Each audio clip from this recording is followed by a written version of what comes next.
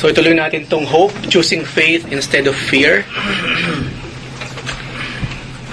Tumako naman tayo sa the meaning of hope. Of course, sa Tagalog, pag-asa, di ba? Hindi ko sabihin ng hope. Pero bago natin pag-aaralan yung meaning ng hope, pag-aaralan muna natin yung what hope is not.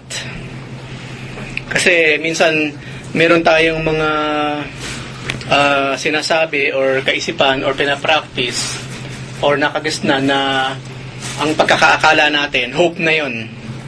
Pero tignan natin, ano bang klase yung hope na sinasabi sa Biblia?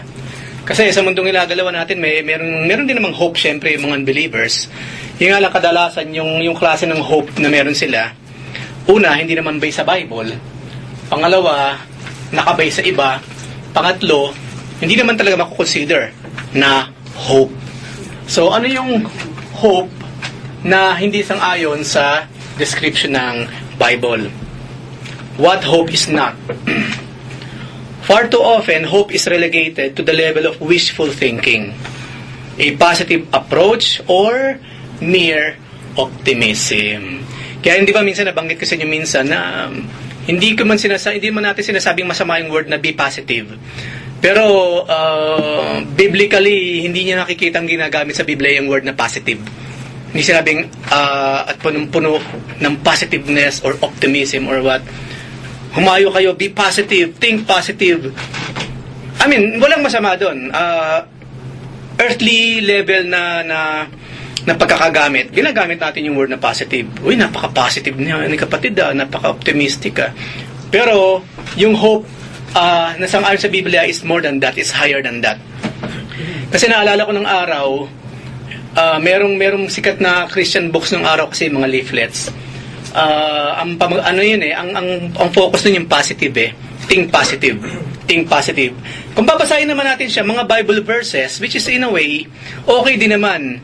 Yung nga lang, kung talaga magpapaka-biblical tayo, hindi nga kasi tinuturo sa Biblia na think positive.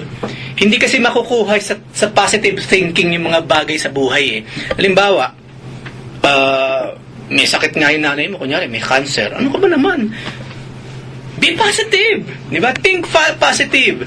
Hindi naman na matatakpan yung katotohanan may cancer yung nanay mo Di ba yun ang pinag-uusapan nating pagkakagamit ng mga tao sa tinatawag na be positive. Yung bang parang kine-candy coat na lang yung problema in order na hindi masyadong problemahin yung problema, ma-defocus sa problema, magpaka-positive ka. Manood ka ng positive movie, magbasa ka ng positive books, makinig ka ng mga positive na mga music and so on and so forth. Kaso nga, in a way, optimism lamang yon or candy coating lang yung talagang problemang meron nowadays. Unless meron tayong nabasa sa Biblia na ang Lord mismo nagsabi, Peter, John, be positive. No? So again, hindi ko sinasabing masama yon or mali yung term na yon. Yung nga lang, kung pagkakagamit lang dito sa earth in a very, very, very, very worldly or earthly usage, pwede na siya. Pero if you want something higher than that or heavenly, hindi yun ang ginagamit. Anyway, ang pinag-uusapan natin dito, pawang mga spiritual.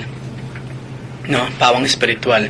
Hindi kasi positive spirit ang ninanais ng Lord for us Ano bang gusto ng Lord sa atin? Ano sinabi ni David? Renew a positive spirit within me. Ano ba sinabi doon? Renew a right spirit within me. A righteous spirit. Matuwid na espiritu. Malayo ba yung pagkakaiba ng pagiging positive sa pagiging righteous? Malayo. Malaki, di ba? Una, spelling, magkaiba na talaga, totally. Pangalawa, we know there are very, very big difference between being positive and being righteous. Yan, di ba? Being positive, parang outlook lang yun. Being righteous, action na yun. Amen. Di ba? Ano yun? Kung baka kalagayan na ng kaluluwa mo yun, ng puso't isipan mo yun Yung positive siguro, hanggang dyan, pwede. Balutin mo ng positive stuff. No? Sa pagkatao parang parts sa pagkatao mo yun Oo nga naman. Kasi kahit yung mga masasamang tao, nagpa-practice sila ng positive thinking Ano ba, be positive, mabubuksan natin yung kaha. Di ba? Diyan na ako pala. Oo, di ba? Sa airport, sinabi na ng 25 kilos lang, eh, ang pinasok mo 40 or doble ng, o sabihin na nga natin, lagpas-lagpasan ka na. Magpaka-positive ka, ano ko ba, nandiyan ang Diyos? Yung bang gumagawa ka ng something na alam mo naman mali, tapos ikakalag ka rin mo ang Diyos para tulungan ka. Laging classic example yan eh. No? Maraming gumagawa pa rin, hindi ko maintindihan. Tapos pagpa-pray, Lord, nawa po makalusot. Okay? Kami ni Joy, talagang siya kinilo niya. Kinikilo kasi yun eh. No, kinikilo siya eh. Bakit hindi mo kiluhin? So again, pinapababa natin yung hope sa pagiging ano na lamang wishful thinking. Hindi, palagay ko, okay na yan. Hindi, okay na yan. Yung mga ganun ba? Yung mga ganung thoughts, di ba? Yun yung positive thinking eh. May problema nga eh. Tapos sabi mo, hindi. Walang problema. Wishful thinking ang tawag doon. Tawanan mo ang problema. Tatawanan mo na lang ano. Kasi parang ano na siya, parang escapism eh. Oo, escapism na rin. Ayaw mong harapin yung totoong, ayaw mong, parang di mo natatanggap yung totoong sitwasyon. Mm-hmm. Kaya nga gawin mo ngayon, i-candy coat mo ng wishful thinking o ng positive approach or mere optimism na tinatawag. May nauuso po ngayon na parang pasok din niya sa yung linya na pampag-good Good vibes. Good vibes. Parang ganun din yun eh. Yung parang pagiging positive lang din yan eh. Ano ba yung good vibration ba yung vibes? Vibration ba yan? Parang aura. Aura, no? Uy, napaka-positive ng aura mo, ah. Diba? Naman.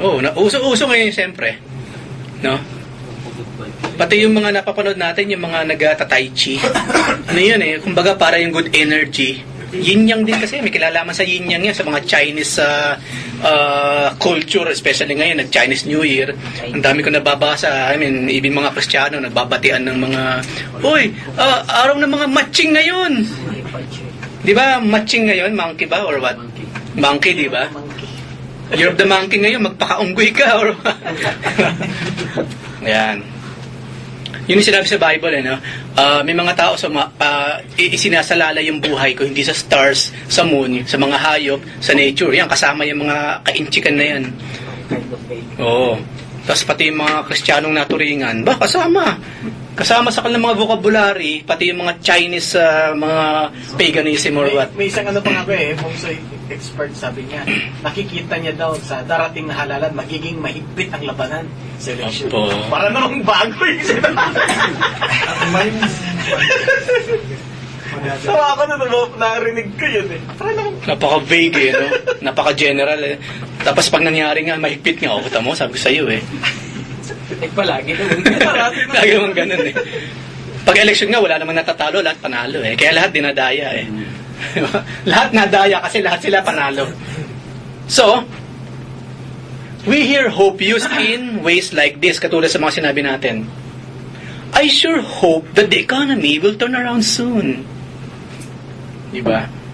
Yung bang wala ka mang ginagawa para mapaigi yung buhay mo, and yet yun ang mga sasabihin natin. Di ba, madalas natin narinig sa mga mensahe, sa mga Bible studies, di ba, yung bang mga humihingi ng trabaho, wala namang ginagawa, hindi naman naghahanap ng trabaho. Kailan pa kaya angat ang buhay namin? Ngunit naniniwala ako, positive ako, darating siya. Tamad-tamad naman, walang ginagawa. Anong sinasabi mong darating yung bagay na yun sa'yo? Ano ba, napaka-classic. Bali na isang araw, magiging malusog din ang aking katawan. Yeah, right. Tingnan mo yung mga kinakain mo, pampalusog ba yan? Kasama yan. Ano pa? My doctor hopes that they will get all the cancer. Hindi naman sa pag-ano, minsan kasi yung mga doktor siyempre, di ba? In order siguro hindi masaktan yung tao, minsan binobola-bola, I don't know. Di ba? Maganda sana yung hindi false hope eh. Yun ang hirap pati sa pagiging positive ka lang, nagkikreate ka lang ng spirit of positiveness or optimism. Kadalasan false hope yung binibigay sa mga tao eh. No, maghintay ka lang. Basta't maghintay ka lang. Ano hihintayin mo? Especially kung wala naman si Kristo sa'yo. Diba? Ano ibibigay ng mundo? False hopes, yung mga flyers na yan, yung mga nilalagay sa kotse or what, sa Pilipinas especially, sa mail, false hope. Di ba, nabasa ko minsan, which is matagal na yung article na yun, pinapaulit-ulit lang. Almost 1 in a billion ang chance, or more than that, para manalo sa lottery. Imagine that. Oh, di ba? Matanggap ka rin. Ngayon, marami parang talagang tumataya sa lottery. Yung mga malakihan, especially, sweepstakes. No? Sa sweepstakes, yan yung mga suntok sa buwan. Siyempre, lalaki pa nila yan ng mga bagay na tama sa mata ng tao, siyempre, para tangkilikin. Kasi kung as in talaga, may mananalo lang at the end of the day, tapos walang ibang pinagagamitan yung pera, siyempre, marami mag-iisip, sugal lang talaga ito. Pero pag kinabitan mo siyempre ng charity, ibang usapan na yon. Kumbaga, naging tama na in a way. Yung tinatawag na suntok sa buwan or sa hangin. Di ba? And of course, marami sa atin sa kahirapan na rin ng buhay, Kristiyano man o hindi, siyempre, pumapatol doon. Pumapatol Di doon. ba common sa atin, Mm. doon lalo may mga namamatayan. Hmm. O, normal lang naman, di naman nahuling yung mga magsusugal basta may namatay, di ba? Kaya minsan nangyari tuloy, kahit nakasobra na sa isang linggo nakaburol doon, hindi pa rin malilibing kasi marami pang malakas ang sugalan eh. Oo nga. Minsan nga wala Maraming iba, maraming din yan nangyayari. Minsan wala namang patay. Isip mo yan, ano? Nakartina ng pala. Oo. Ataol lang, ano, tapos may picture lang doon. Nakadikit yung picture, yung mukha ng bangkay doon sa ano. Masyado pong contagious yung Oo nga. Kailangan. At kahilingan po niya, wag buksan ng ataol sa kanyang lamay. Yan. At maraming pa examples kanina nabanggit na natin. These statements show the concerns of someone's heart. While this kind of hope isn't wrong, guys, sinabi ko kanina, it isn't the hope the Bible offers. Yun ang kaibahan. Hope that is reduced to the level of wishes and dreams can be like soap bubbles that look beautiful to the eye but disappear at the slightest touch. Kaya nga sa sinabi ni King Solomon, ang ganda na sinabi niya eh, hope deferred makes the heart sick. Totoo nga naman. Di ba kaya nga sabi ni Nietzsche noong nakaraan, which is of course alam natin, totally iba yung reason kung bakit siya sinabi yun, napaka-worldly, out of, sinabi niya without any belief sa ating Panginoon. Kaya nga sinabi ni Nietzsche noong nakaraan, di ba yung hope daw, basahin ko ulit, balikan ko, sabi niya, hope is the worst of evils, for it prolongs the torments of man. Sinabi niya yun out of unbelief sa Diyos. Ito namang sinasabi naman ni Solomon, oo nga naman, pag yung masyadong pinagpapaliban yung inaasahan mo, masakit din siyempre. Masakit din. So, pisino nga lang, nangako na may bonus eh. Tapos, nung dumating yung bonus na trabaho pala, aba, masakit talaga yun. Lang akala mo, bonus na sahod o pera eh. Yung pala, bonus na trabaho. Masakit talaga yun, di ba? Masakit yun. Perhaps this is why Nietzsche reacted so strongly against the concept of hope. Dreams tantalize us and appeal to our heart's desire. But if there is nothing concrete about them, they guarantee our disappointment and heartache. Kaya nga sabi nila, huwag kang maghabi. Huwag kang maghabi sa hangin. Kasi sa panaginip mo, sa pangarap mo, tapos na siya eh. Hinabi na gano'n, nag-spend ka ng time, yung utak mo talaga, ginamit mo. Kaso hangin yung ginamit mo kasi eh.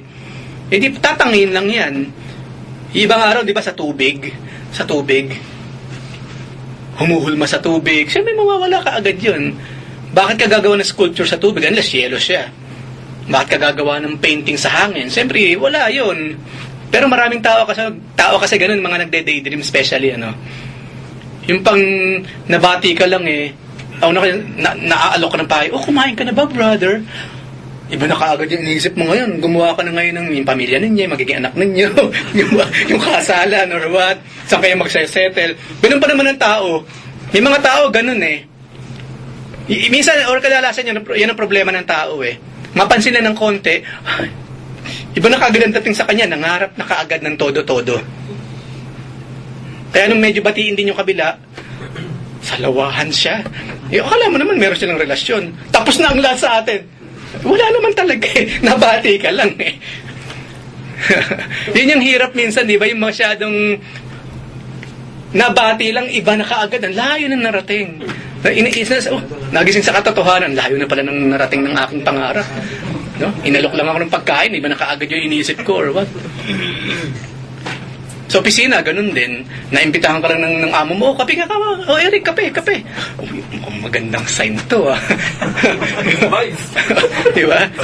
Di ba? Pero naghintay ka, walang nangyari hanggang sa i-fire ka na lang, wala naman nangyari or what. Kala ka naman kung ano yung kape-kape na yun, yung pala, wala naman pala. Naalala ko yan. Nung nasa Cebu pa ako, may messenger kasi kami. Tapos pinabili siya ng amo kong British na Jollibee. Yung bucket meal. Wow. Tapos dinala niya doon. Maya-maya tinawag siya. Sabi niya, bibigyan na ata ako. Nagdating niya doon. Sabi ng amo ko, I'll give you the rice. Rice na ang binigay. Sabi niya, kung titignan niya lang yung baon, no, puro kanin lang. Tawa kami ng Wala tawa. mo ng crumbs ng chicken. Talagang hindi niya makalimutan, pati yung expression ng amo ko, pati yung pagkabito ng salita, talagang sinunod sabi, I'll give you the rice. Yan ang hirap ng ano. Anong tawag doon? Assuming ka. Yan ang hirap. Tawa kami ng tawa. At sa mga panalangin natin, hindi dapat ganun ang way of thinking natin. Yes, pinag-aaralan natin ng Monday, we must be bold, we must claim, but then again, be discreet or maging maingat sa mga bagay na yan. It's not really like that. It's not easy like that. No? Sa Bible kasi, basta't pinag-pray nila, yun nga lang yun eh. Kumbaga, drop the prayer sa paanan ng Panginoon and leave it. Pero yung pag iniwan mo sa paanan ng Panginoon, tapos habang papalayo ka, iniwan mo dun yung mga pangarap. Habang papalayo ka, yes, nangangarap ka na ngayon, binubuon mo na lahat ng plano mo pag binigay ng Panginoon yun. Iba paano ako hindi niya ibigay? Disappointment. Yeah, disappointment with God ang kalalabasan. Diba? Disappointment with God. So yung klase ng hope na pinag-uusapan natin, dapat daw merong substance. Merong genuine substance. Or yung hope na biblical, hindi katulad sa pinag-usapan natin kanina, ito yung klase ng hope na merong firm foundation. Merong substance, merong firm foundation. Pag sinabing substance, alam natin substance, I mean, yung mga liquid or what. Pero yung isang substance na pinag-usapan natin, alam mo merong substance yung sinasabi mo. Malaman. Yan, malaman siya. Kasi dinidescribe niya yung paano lutuin yung dinuguan no? Malaman. Or in a way, kunyari mayroong wisdom. Pag sinabing malaman yung sinasabi, Kuya Jose, ano ibig sabihin nun? May wisdom. May wisdom, ano pa? Talagang katotohanan. May katotohanan. Hindi yung baseless. Ayan. May spiritual mo ang lesson. Ayan. Meron kang something na makukuhang aral sa sinasabi niya. Or kapag narinig mo yung sinasabi niya, biglang nadagdagan ang nalalaman mo na tama. Yun ang kaibahan naman yung mga mayayabang. Hangin lang talaga yun eh. Hahanginan ka lang eh. Napatapos siya mag-usap, nag-glorify lang siya. Naipagmalaki lang niya yung meron siya, kung sino siya. Pero you, on your part, ano nangyari doon? What happened? Parang tumaas lang yung buhok mo sa lakas ng hangin. Yun ang kaibahan ng mga taong mahahangin. Hangin lang talaga ang ampaw. Maririnig mo lahat yung sinasabi niya, pero after nun, ninyo mag-usap, wala kang natutunan, walang wisdom. Pinagmalaki lang talaga niya kung ano meron siya. And that's it. Pero yung may substance, tama yung sinabi ni Kuya Jose, matapos na magsalita, nadagdagan ng talino mo. At yung katotohanan na nalalaman mo, nadagdagan. Yun yung merong substance na tinatawag. May nutrients. Yan, may nutrients. Ay, ang sarap kausap tong taong to. Pagkausap ko siya, talagang nagdagdagan yung mga Bible verses, nadagdagan niya yung mga Bible characters na nakilala ko. Dapat ganun eh. Eh, yun namang yung mga merong firm foundation naman, ano sabihin nun? Biblical. May katotohanan yung sinasabi. May katotohanan. Kahit mag-ano ka pa, i-CI mo, o medyo, ito yung sinabi ni Kuya Kit nung nakaraan eh. Merong basis. Merong basis. Na kapag hinukay mo yung sinabi ni Kuya Kit, sakto Yung Zika virus binanggit niya, ito mismo yun eh. Sakto eh. Hindi ba yung tipong narinig niya lang doon sa isa, yung narinig niya naman, narinig din niya. Yung mahirap yung gano'n, yung mga hearsay na tinatawag. At yan pa naman ang uso ngayon sa social media. Nangyari kay ko yun, kailan before Kata bumalik, napabalita sa Facebook na may bomba daw sumabog sa bata. Ewan ko kung nakarinig kayo nun. Sabi ko, yan sa bata mismo. Palakalabasan, ano lang. Pinost pa yun sa Facebook talaga. Isipin mo yan, ano? Kung tayong tipong ang gamit sa Biblia, mga gullible. Ibig sabihin yung mga uto-uto, madaling mabola, yun ang gullible, sinabi sa Biblia. Kung ganun tayo ipopost mo, i-repost mo ngayon, di ba? Tapos hindi lang yun. Kapag wala sa Arab News, magagalit ka pa sa Saudi Arabia. Ito mo, walang kwenta talaga itong bansang to. Itinatago nila ang katotohanan. Wala naman talaga nangyaring ganun. Sa mga personal na buhay, ganun din. Kaya, ingat tayo sa mga naririnig natin, mga kapatid. Kung di mo mismo maririnig doon sa source talaga, doon mismo sa tao, do not believe at all. In a personal basis, be wise. Kasi ano yung sabi nung manugang mo? Kaya about sa balita yung sinero mo kagabi sa Biyanan ko. Biyanan mo? Yung balita daw dun sa Tungaw. Pagdating sa kabilang bayan, kalabaw na. Ano yung tungaw? Yung mali, parang siya, parang hanip lang siya. Lumaki talaga. Kaya natawa ko doon eh. Sa ibang baryo. Kasi nga yung dun sa mga balita na bilis. Talaga sabi daw. Ay yung pagkakasabi niya, Ilonggo eh. Daw Tungaw, daw kalabaw.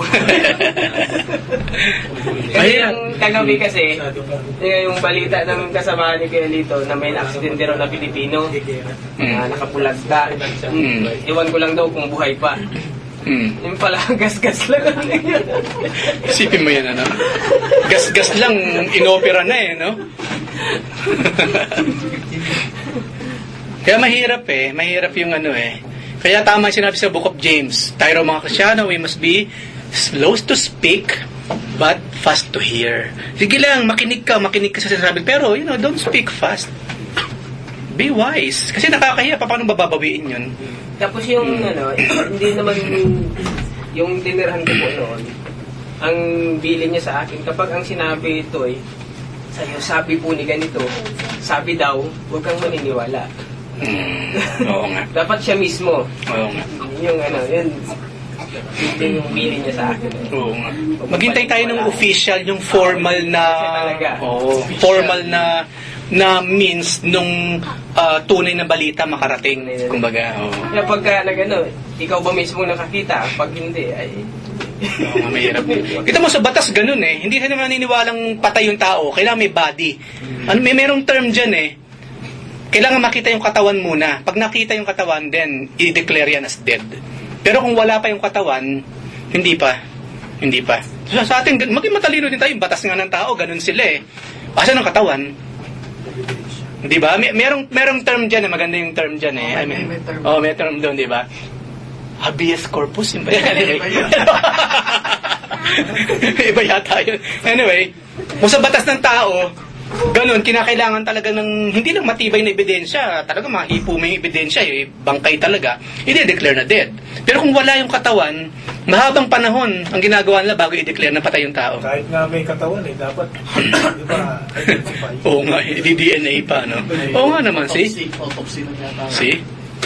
Parang isang joke yata yun sa Europe yata. Merong na murder na babae, tapos siya yung suspect. Nawala rin siya. Nawala yung tao. Natagpuan yung kotse niya na lang, pero yung taong, kumbaga, siya yung huling nakitang kasama ng babaeng minurder. Nawala siya. After 40 years, matanda na yung anak niya, saka lang dineclare na patay yung tao. After many years. Napatay na rin pala. O kasi hinanap nila, baka nagtago lang kasi nga, naging suspect siya or what.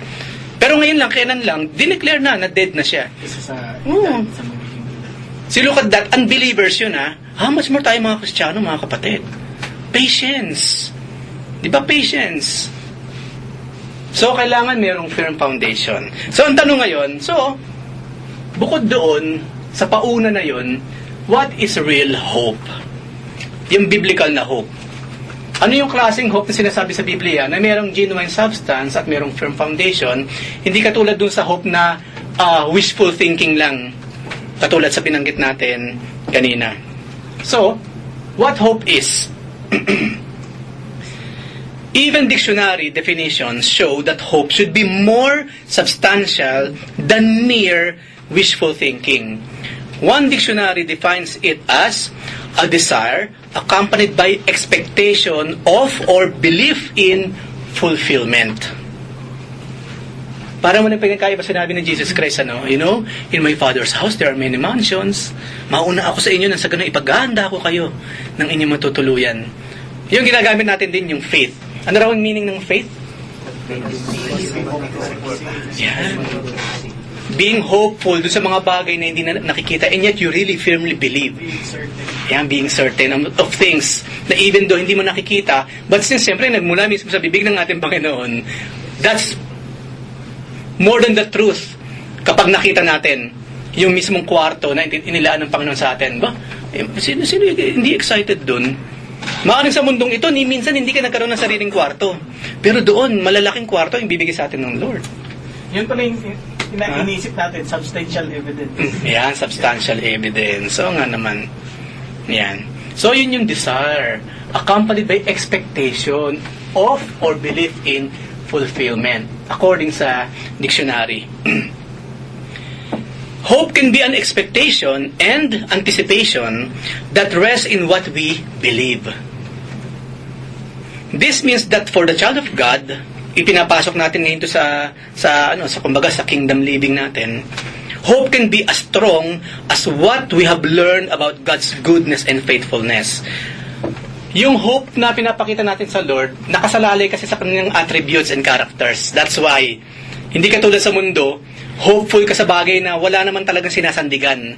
Wishful thinking lang siya. Samantalang sa atin, we hope, nag-hope tayo sa mga pangako ng Panginoon because of Him mismo.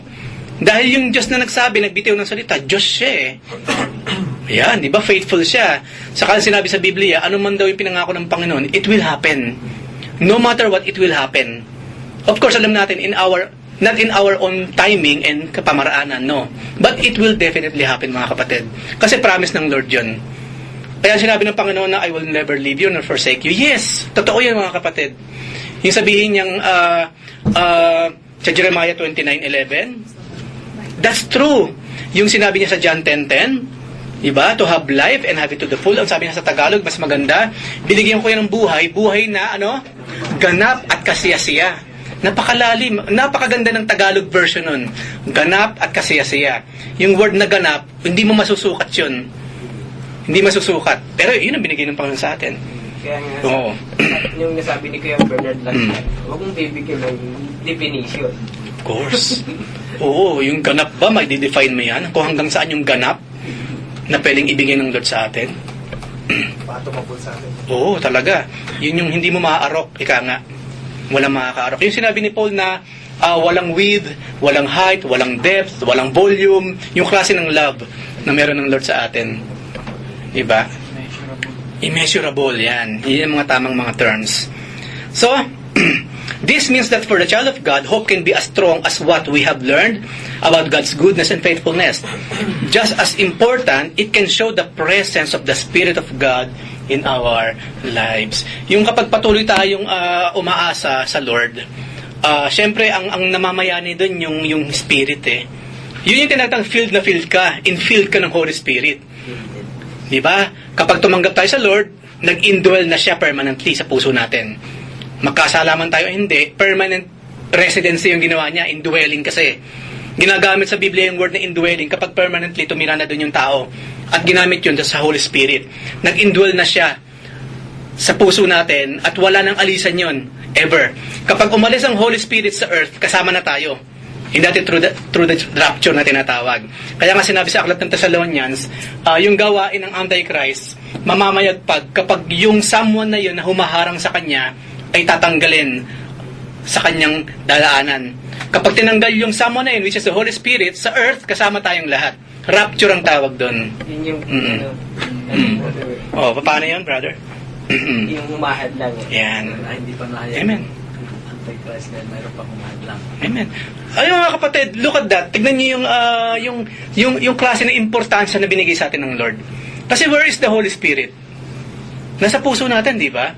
And because of us, because of the Holy Spirit to be more precise, yung Antichrist, hindi pa niya magawa yung gusto niyang gawin. Pero one day, tatalaga ng Panginoon, kasi kailangang mangyari siya, kukunin tayo ng Lord, of course, because of the Holy Spirit, yung seal kasi nasa atin. Then, lalabas na yung son of perdition.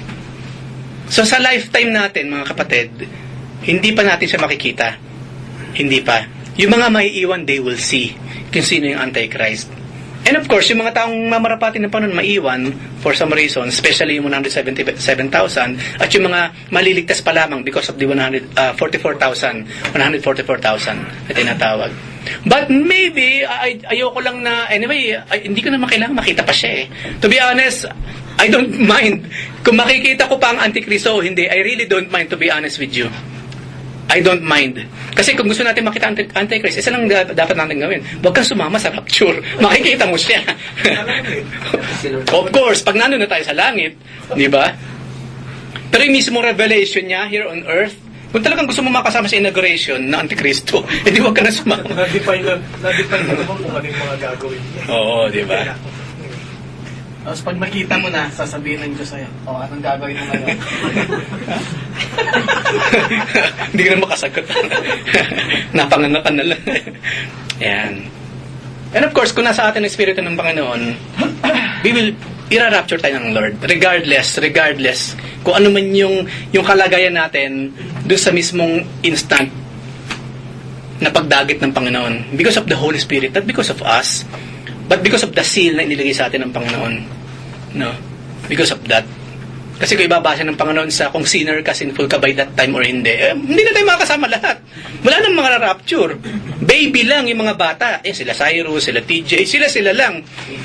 Oo. Kasi mga inosente yan. Kahit yung mga batang Muslim, basta't inosente pa, no, wala pang knowledge of good and evil, kahit anak pa ng Muslim yan, anak ng satanista, inosente yan. They will be saved. Alam na natin yan, napag-aralan na natin ng matagal yan, di ba? Kapag pumasok na sa age of accountability, then, nakasalalay na doon, siyempre.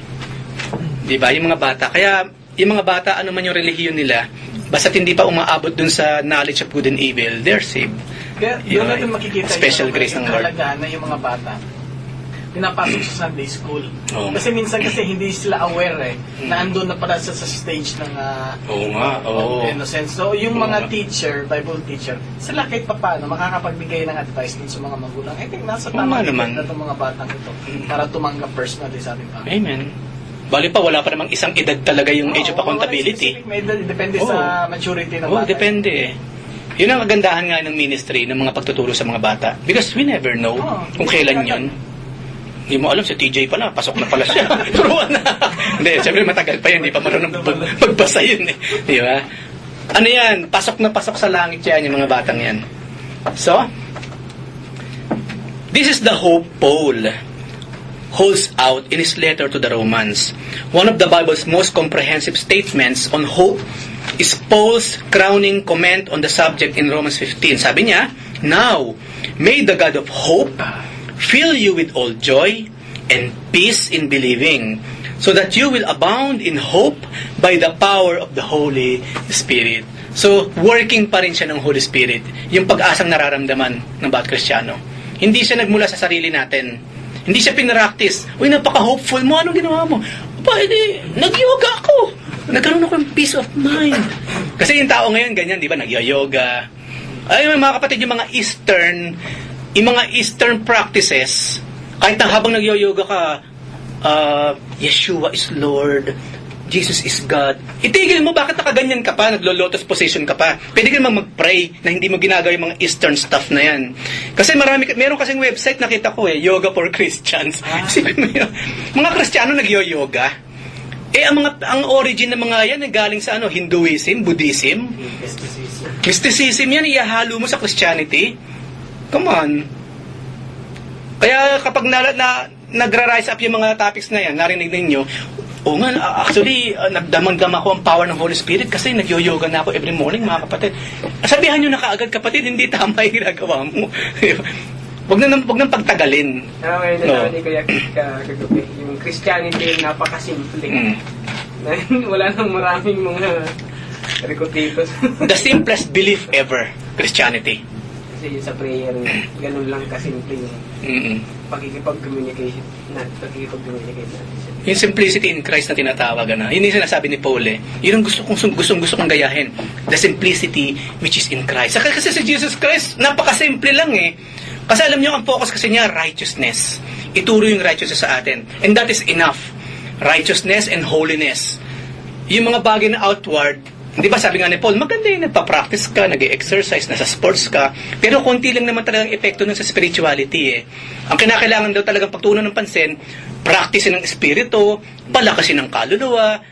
Hindi sinasabing masama yung physical na aspeto, pero mas pagtuunan mo ng pansin yung kaluluwa, yung spiritual. Mahalaga. Kasi mas mahalaga yon.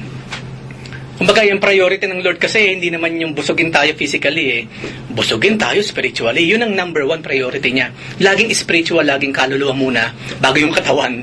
Kasi hindi ba marami sinabi sa Biblia yung ganyan? Sabi nga, di ba, na dapat mas katakutan yung nakakapatay ng kaluluwa. Oo. Para dun sa ano. Nakakapatay ng physical na katawan. Oo nga naman. Oo nga naman. Kagabi, again, basa-basa. Biglang nadaanan ko yung sa India kasi, sa Hinduism, sa India, meron dong river, yung Ganges River. Diyosa yun. Diyosa yung kasing river na yun for them, sa mga Hindu. Diyosa yun mismo, in the form of a river. Pag tinignan niyo yung ilog, mga kapatid, lahat ng mga Hindu naglulunoy din, na umiinom doon, naliligo. Puro bangkay. Nakakalat yung mga bangkay ng tao. Kasi binasa ko na mabilis lang, binrose ko na mabilis. Ano ba yung bilit nila? Kasi nga goddess daw yun. Yun daw goddess na yun, iba yung pangalan pero Ganges yung pangalan ng river na hinango lang sa pangalan ng Diyos-Diyosan. Siya raw kasi yung siya yung nag-uupong, siya yung parang mediatrix sa heaven. Na kapag parang holy water nga kasi nila yung holy water na, at Diyosa kasi nila yun ay goddess. Na kapag bago ka mamatay, especially, it's better na yung bangkay mismo, nandun siya sa tabi ng ilog. Ilublub mo siya doon. Kasi diretso na yung sigurado. Diretso siya ng langit. Tapos meron pa ako nabasang isang matinding kalokohan nila actually. Merong isa namatay, hindi na siya nakarating doon sa ilog. Pero alam niyo kung ano nangyari? Nung bangkay na siya, yung buto niya, may uwak. Kinain ng uwak, di ba? Kunyari, yung buto sa daliro or any part of the body.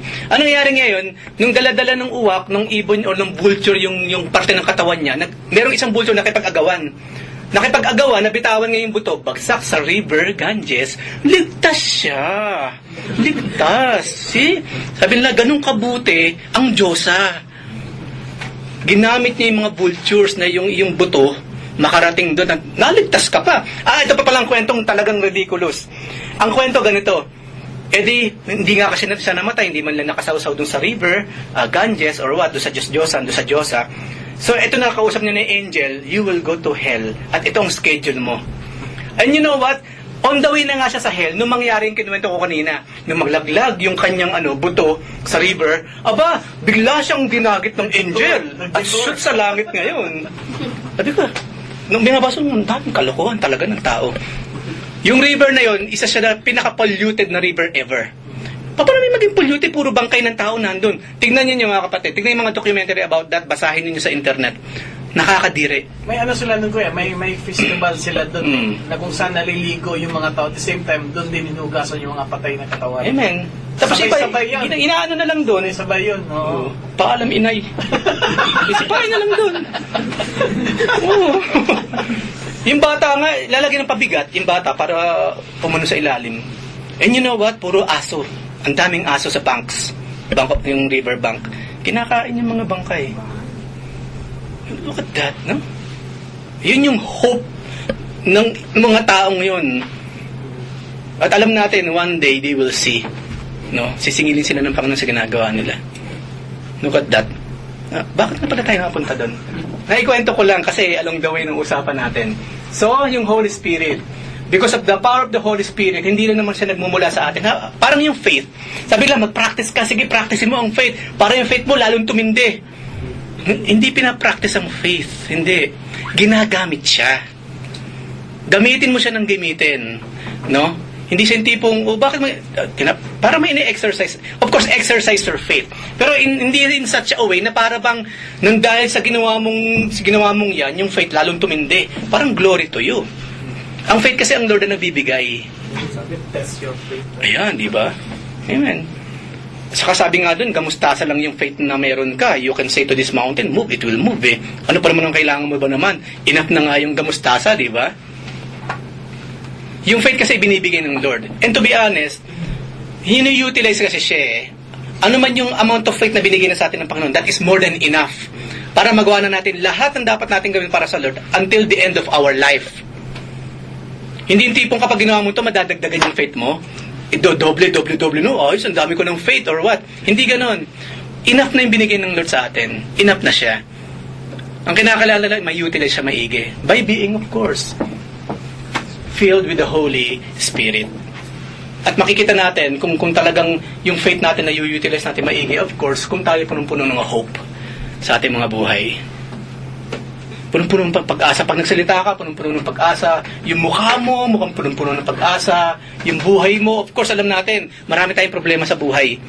Pero again, hindi nakasalalay sa mga outward circumstances natin yung hope na meron tayo. Kasi nga, sa Lord tayo nananangan, di ba? Siya yung firm foundation kasi natin eh. Siya kasi. Yun ang kagandahan. Hindi katulad sa mundo ngayon, nananangan sila sa yaman ng mundo, kaya pag humirap ang mundo, yung hope nila, bagsak din. Tayo, nananangan tayo dun sa yaman ng Diyos. Kaya bumagsak man ang ekonomiya ng mundo, we know, ang Diyos ba, hihirap siya? Hindi. He owns everything.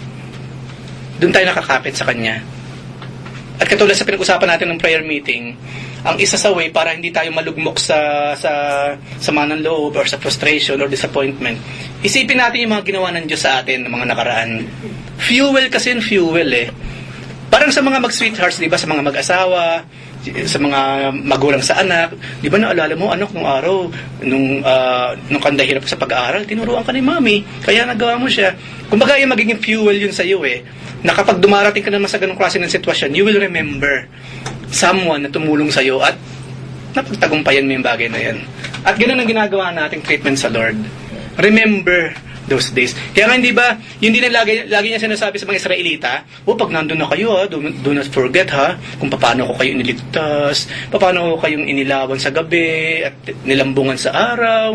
Yun ang gustong-gusto ng Lord eh. Kaya nga, no wonder, nung gabi na yon sa Lord's Supper, do this in remembrance of me. Na kapag ginagawa natin yon, ang nire-remember talaga natin si Jesus Christ. Yung mga ginawa niya. At gagawin pa niya sa atin. Yun yung living hope natin, mga kapatid. That is our living hope. So, yung Lord's Supper, powerful yun eh. Powerful yun. That is something na ang Lord kasi mismo ang gumawa ng programa na tinatawag, how to do it, what it is it, ano yung substance niya, and how to do it. Siya mismo, personally, si Lord eh. So, mataas yung Lord's Supper. Kapag ginagawa ang Lord's Supper, let's make it a point, mabibigyan natin hostisya yung ginawa ni Jesus Christ nung gabi na yun. Just make it a point. Kasi mahalagang mahalaga yun sa ating Lord at sa ating lahat, siyempre sa ating faith. Okay. This marvelous prayer reveals two significant reasons why hope is such a priority. First, God is the God of hope. Isa yun sa kanyang, ano ba yung attribute, Kuya Jose, tawag sa ganyan, or what? Or character, or... Our joyful expectation isn't without foundation. Mayroong foundation, siyempre. Hope's foundation is not a theory or a philosophy. Yan, maraming tao, ganyan. Doon bumabagsak kasi yung positive thinking eh.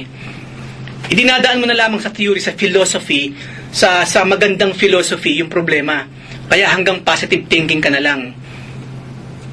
Okay? So, hindi tayo nagsasettle lamang sa positive thinking, nagsasettle tayo sa hope na merong foundation, na merong substance, and that is the Lord Himself. It is a person. Hope's foundation is not a theory or a philosophy, it is a person. And of course, personified yun ni Jesus Christ. Paul wants us to embrace hope as a reality rooted in God Himself, not as something we have to work up in our own strength. Sa positive thinking kasi ganun ang gagawin ng tao eh. Manood ka ng positive movies, magbasa ka ng positive books, makinig ka ng mga positive music. Personal effort mo yan. At again, hanggang dyan lang yan, hanggang fleshly level lang yan. But you know, deep within our hearts, still there is this problem, di ba? Nararamdaman mo pa rin siya. So doon ngayon pumapasok yung kailangan ang hope natin ng Lord mismo. Sa Kanya nakasandig ang ating pag-asa. So, Jesus Christ is the personification of hope itself. Kung paano siya yung personification ng faith, ng love, ng holiness, ng righteousness, ganun din ng hope. Second, Paul wants us to abound in hope. As God's children, we have been given His Spirit, and the powerful hope that comes from Him. Ano pa tinawag tayong ilaw? Yun na nga lang, bakit kaya sa dinabi-dami ilaw pa? Hindi ba pwede mang iba eh? Kayo ang bato. Or, ano pa ba ibang pwede? Kayo ang tubig ng sanlibutan. Pwede namang iba eh. Pero ilaw, imagine that, ilaw. Alam natin kung gaano kahalaga ang ilaw. Ang light. Or kayo ang musika. Oy. You are the music and the melody. Pwede naman, oo nga naman. Pwede naman eh, no? Pero look at that. Hindi nagsettle ang Lord sa mga anything less. Ilaw as in light. Sino ba ang kumbaga, ang tunay na, yung ultimate light bearer ever? Of course, si Jesus Christ, siya yung morning star. Diba? Siya yung ilaw eh. No? Sabi sa aklat ng Isaiah, napakadilim ng sanlibutan, biglang merong ilaw na lumabas. That is the Lord. Yun yung light. And that light is life itself.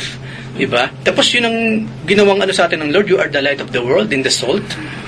Hindi siya nagsettle for less. Yung kaagad pinakamatindi at malapit na malapit sa Kanya. Yung ginawa niyang, kumbaga, yung ibinahagi niya sa ating title or what, yun mismo yung sa Kanya eh. Diba? Kaya nga, kumbaga, yun yung kumbaga, kung titignan natin yung creation itself, halimbawa yung araw at yung buwan. Yung buwan naman, di ba, maliwanag siya sa gabi? Pero wala naman talagang liwanag in itself, ang buwan. Kumukuha lang siya ng liwanag saan? Sa araw, di ba? It just reflects the sun's, kumbaga, yung ilaw ng sun. Kumbaga, ganun din sa atin. Nire-reflect lang natin yung liwanag ng Panginoon. So we are the lights, pero iba yung talagang ultimate light of all, and that is God, the Lord Jesus Christ. Sinabi sa dyan kasi, I am the light of this world. Yeah. Tapos dun sa Matthew naman, kayo ang ilaw. See? Sinasabi. Amen. Kasi pag alis niya, hindi pwedeng magdilim na lang. Through the Holy Spirit na nag-indwell sa atin, we are now, di ba, the light. Taglay natin yung Espiritu mismo ng ating Panginoon. Christ-like. Ha? Christ-like. Ayan. Ayun, kasi Christ-like kasi. Diba, Christ-like. Isipin natin, hindi siya nag-settle for less. Hindi man pwedeng, huwag kayong mag-alala, hindi ko kayo iiwang ampon. Pagbalik ko sa Ama, ipapadala kong Espiritu ng Moses. Pwede naman, Moses? Sinong ayaw ng Espiritu ng Moses? Espiritu ng Elijah. Sinong ayaw nun? Pero ano raw kaninong Espiritu? Sa kanya. Hindi siya nag-settle for less. Hindi. Yung ultimate lagi. O sige, para mabayaran ang kasalanan ninyong lahat, iaalay ni kita ka ng buhay. Biglang ganun nasasabihin ng Lord, sikit na nanahimik kumakain ng kubos doon. Yung pala siyang i-crucify for us. Hindi, di ba? Ano ginawa niya? Siya mismo. Wala nang iba pa. Siya. Isipin mo kung sasabihin ng Lord ganun, isa sa inyo, ang mag-aalay ng kanyang buhay para sa lahat. Siguro hindi naman kakain yung mga apostol by that time. Pag gano'n ni Jesus, wala na yung disipulo niya. Diba? Diba? Hindi siya nagsasettle for less for us, mga kapatid. Always the best. Always the best. Totoo nga na siya yung personification ng hope na meron tayo. Hope should be a vital characteristic of the follower of Jesus Christ because God is the foundation of hope and because He has given us His Spirit. Genuine hope is one of the greatest distinguishing characteristics between believers and those who do not know Christ. Distinguishing characteristic. Malalaman mo ang isang tao kung totoong Kristiyano o hindi sang-ayon dun sa pag-asa, dun sa hope na mababanaag mo sa kanyang pagkatao. Kaya lagi natin sinasabi, be full of hope. When we open our mouth, full of hope. Kapag kumilos tayo, full of hope. Yung attitudes natin, full of hope. Yung character natin, full of why? Yung kasi yung distinguishing characteristics or character, meron dapat ang isang Kristiyano. Alam niyo ba kung bakit hinahayaan ng Lord na minsan o kadalasan dumadaan tayo sa hirap? Isa lang naman yun para ma-practice tayo. Makita sa atin, tignan ko nga, kung may problema, kung madidistinguish ang anak kong ito, kung Kristiyano nga siya o hindi. Kasi paano natin malalaman? Kung lahat okay na nung tumanggap tayo sa Panginoon, talagang wala nang sakit eh. Nung tumanggap tayo sa Panginoon, hindi ka lang nagtatrabaho, kain ka lang ng kain, kung saan dumadating na lang yung pagkain. Paano ka matetest? Paano madidistinguish? Nakita natin, hindi naman yun ang priority ng Lord, di ba? Yung wag na tayo magkasakit. Priority ba ng Panginoon na hindi na kayo magkakasakit ever? Kapag tumanggap ka sa akin, no more sickness ever. No more hunger ever. No more work ever. Hindi naman hindi naman yung priority yun Kaluluwa again. Kaluluwang punong-puno ng pag-asa. Na regardless, sabi nga ni Paul, sabi niya, may pagkain man ako o wala, taghirap man o hindi, I am what? Content. Why? Because of Christ. Yun yung distinguishing characteristic ni Paul na dapat nakikita rin sa atin. Hindi ba madalas natin na pag-aaralan yun? Pero hopefully, pag may dumadaan sa ating problema, hindi tayo mukhang hopeless. Sige lang, sabi nga, kinakanta natin, tuloy ang awit Then, isa pamuhay natin, di ba? Tuloy ang pagsamba, tuloy ang kaligayahan kahit may problema. Tuloy lang lahat yun yung nagagaling sa Panginoon. Siya sa mga nangyayari ngayon. God gives and God takes away. Ganun na naman ang buhay Ganun lang naman sinabi ni Job yun, di ba? Then God will give again. Nakita naman natin, higit pa. Yung binigay ng Panginoon kay Job sa kabila ng pagrereklamo ni Job. Sa kabila ng ginawa niyang pagsabon kay Job, ang ipinalit pa rin ng Panginoon, mas mahusay pa kaysa sa una. See, look at that. Naalala ko nung laging nasasabi si Job daw, hindi nagkasala nung tinetesting. Nung basahin ko yung Book of Job, sabi ko, mali yata yung Nung sinabi sa Biblia kasi yung part na, at hindi nagkasala si Job, even dun sa part na yun. Hanggang dun lang yun sa part na yun. Pero kung babasahin mo pa yung the rest of the story, talagang nag-murmur na siya. Kaya nga, Oo. kaya nagpakita sa kanya ang ipo-ipo. Oo, sa ipo-ipo. Kausapin ka ng ipo-ipo. Sa galit. Di ba? Sinabihan siya na, asan ka nung nanilikha ko? Ayan. 38. Kasi naalala ko nung bago ako yung lagi naririnig sa kabila po nang nangyari kay Job, hindi po siya nagkasala. Super pala itong tao to, super. Pero nakita natin hindi rin. Yes, nagkamali siya. Pero ang Diyos, ang focal point pa rin ng kwentong yun, Diyos, hindi si Job. Kadalasan kasi masyado tayo nagpo-focus dun sa karakter na ginamit, hindi dun sa gumamit lang sa kanya. Diyos pa rin ang sentro ng kwentong yun. Anyway, ang Biblia itself, yung lahat ng kwento dyan, Diyos lagi ang focal point. Amen. Christocentric. Lagi nga ating Panginoong Jesucristo. Meron ba kayong gustong idagdag or question? Kasi matatapos na tayo. Sige, diretso natin. Writing to the Christians at Ephesus, Paul reminded them what life was like before they received their salvation. O nga naman, you were at that time separate from Christ, excluded from the commonwealth of Israel, and strangers to the covenants of promise, having no hope and without God in the world. Yun daw yung dati nating kalagayan, walang pag-asa. Pero ngayon daw, kung kineclaim natin tayo Kristiyano, dapat punong-puno tayo ng pag-asa. Regardless kung gutom ka or wala, may pera ka or wala, punong-puno pa rin tayo ng pag-asa because of the Lord. Yun yung mga golden nuggets of truth sa Biblia Yung nga sinabi ni Job, God gives and God takes away, and He will give again later on. Alam na natin yan. Hindi kita iiwan, ipababayaan mo, lagi natin kinokotch yun, dumaan kami sa apoy, hindi ka masusunog, dumaan ka sa tubig, hindi ka malulunod. Ang dami-daming promises. Ilan uli yan, Kuya Jose? 7,000 plus? 31 yung yun ang 31,000 promises? 102. See? Amen. At ganun, at totoo lahat yun, it will happen, all of those. Kasi ang Panginoon sabi doon, again, kapag nangako siya, tinutupad niya. Hindi siya gumagawa ng dahilan. Amen. Kapag hindi siya. Amen.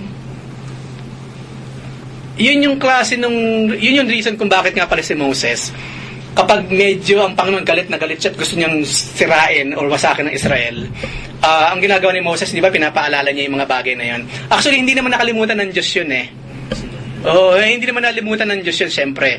Na nung ipaalala ng Moses, naalala ng Diyos, tapos nagbago isip niya. Of course not. Of course not. Pero yung inaalala kasi ni Moses, yung mga ginagawa ng Diyos nung araw. So, meron siyang hope na sa kabila ng ito, ng pinapakita ng Panginoon, ng pagpaparusa niya or what, I believe, yung mga ginawa niya nung araw, itutuloy niya, He who began a good work in us, He will be faithful to complete it. Hindi na bago ni Moses ang desisyon ng Diyos. Hindi.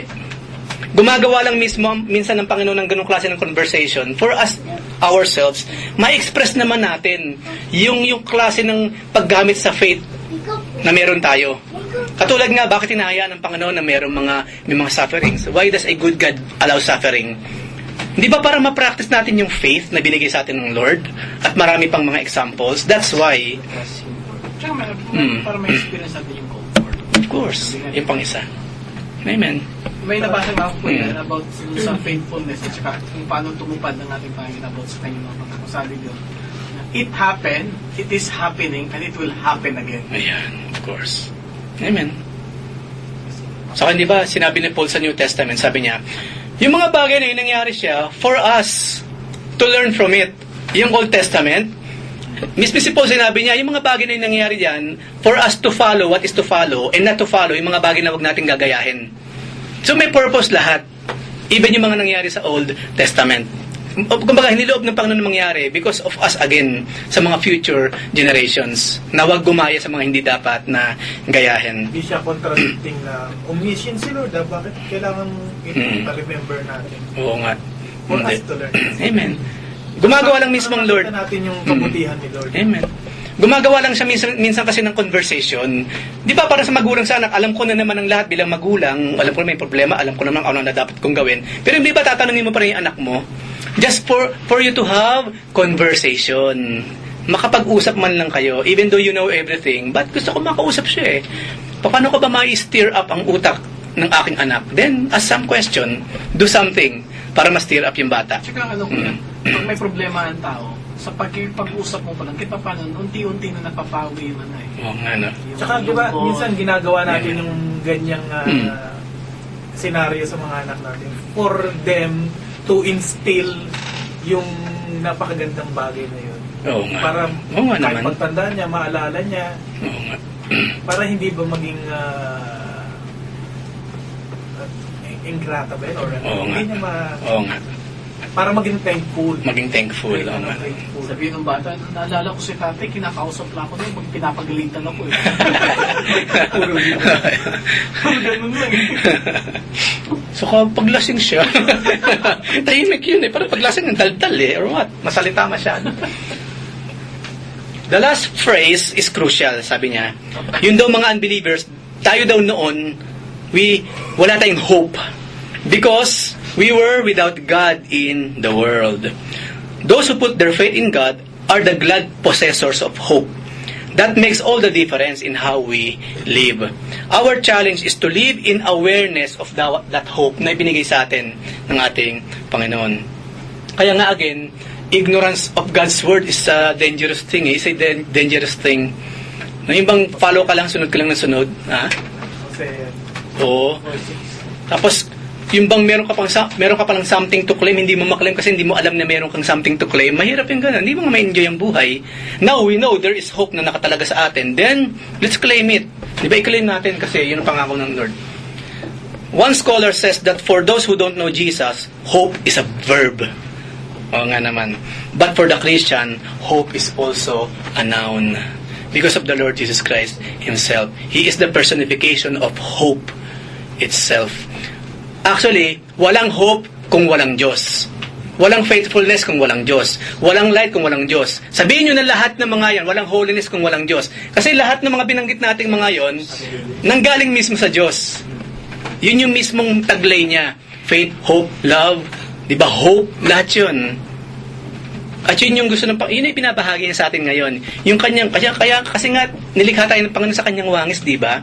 Kasi nagkasala tayo eh. Yung pagkawangis na yun, of course, halos nawala. So, nire-restore ng Panginoon. Faith, hope, love, and so on and so forth. Ibinabalik isa-isa ng Panginoon sa atin. Kaya dapat nakikita siya.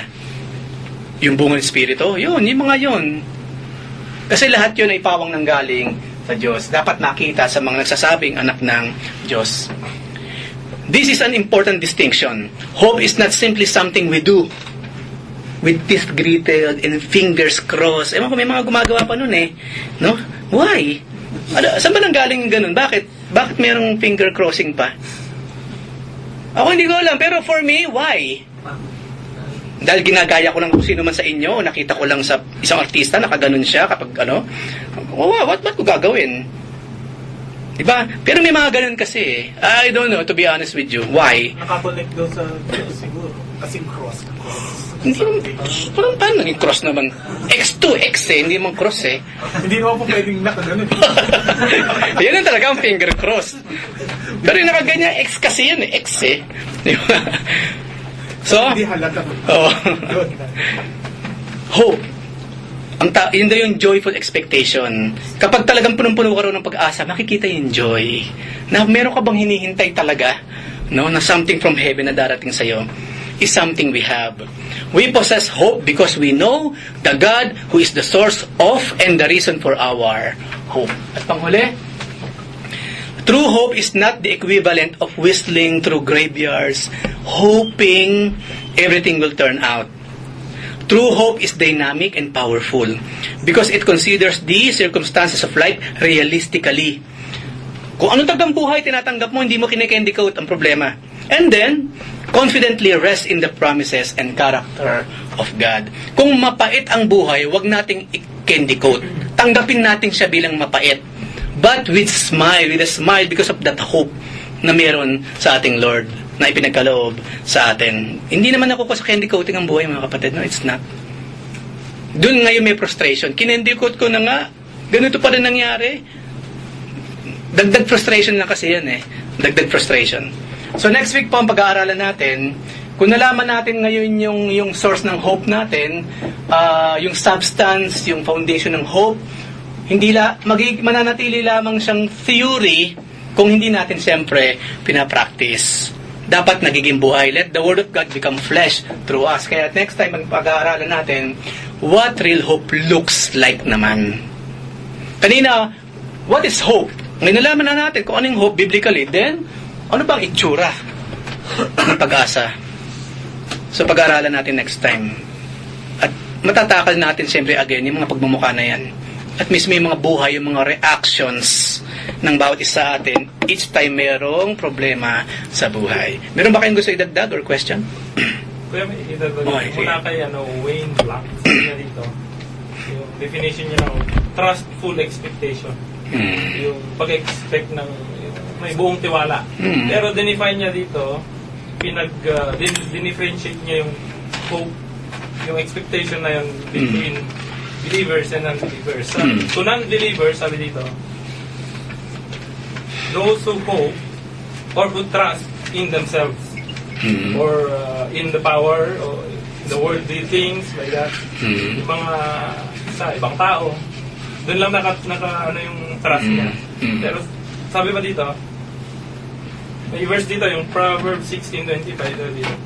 There is a way which seems right to man, but its end is the way to death. For believers, sabi niya naman dito, to believers, hope is a trust in God's word, which leads to eternal life.